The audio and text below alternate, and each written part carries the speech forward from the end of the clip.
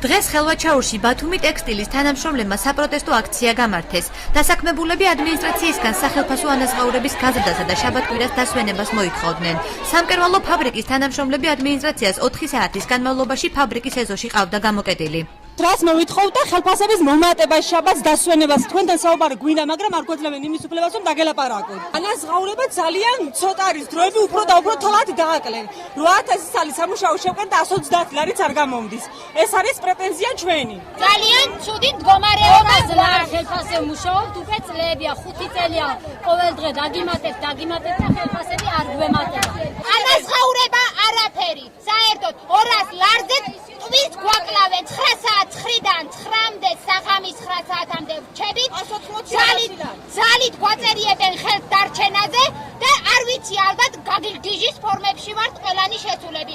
მათ ძალიან კარგი ხელფასები აქვთ, 600-700 ლარები, დადიან ბარში ხაჭაპურსაც ჭამენ, ჩვენ აგერ 30 წელია ყავასაც ვერ ვსვამ. აქციის მიმდინარეობის პარალელურად ადგილზე დაცვისა და საპატრულო პოლიციის რამდენიმე ბრიგადა იყო მობილიზებული.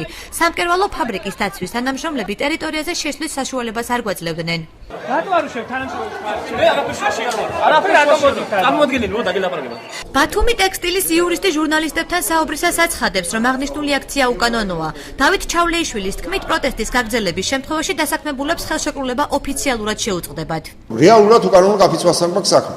ამაზე ვერავინ ვერ გააკეთებს კომენტარს, რომ ეს რაც ხდება დღეს ჩვენ საწარმოში, რაიმე კანონით განსაზღვრულ და კანონით მოწესრიგებულ ქმედებაში ხდება. ეს არის უკანონო გაფიცვა. თუ კი ჩვენ შევართ სასამართლოში და უკანონო გაფიცვის მოთხოვნით დავაყენებთ სარჩეს, რომ ეს აღიარონ როგორც უკანონო გაფიცვა, ეს არის საფუძველი იმის, რომ ყველა ვინც ამ გაფიცვაში მონაწილეობს, ყველას მიმართ შეწყდეს მათთან არსებული შრომითი ხელშეკრულება. აქციის მონაწილეების მოთხოვნები არ დაკმაყოფილდება, აცხადებს სამკერვალო ფაბრიკის გენერალური მენეჯერი თუილინ ჯანბულდუ.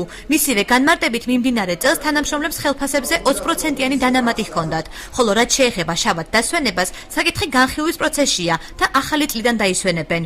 ჩვენს თანამშრომლებს მიმდინარე წელს მოუღმატეთ ხელფასი 20%-ით, თუმცა ჩვენმა მშუამავლებმა დასაქმებულებამდე ინფორმაცია სრულყოფილად არ მიიტანეს.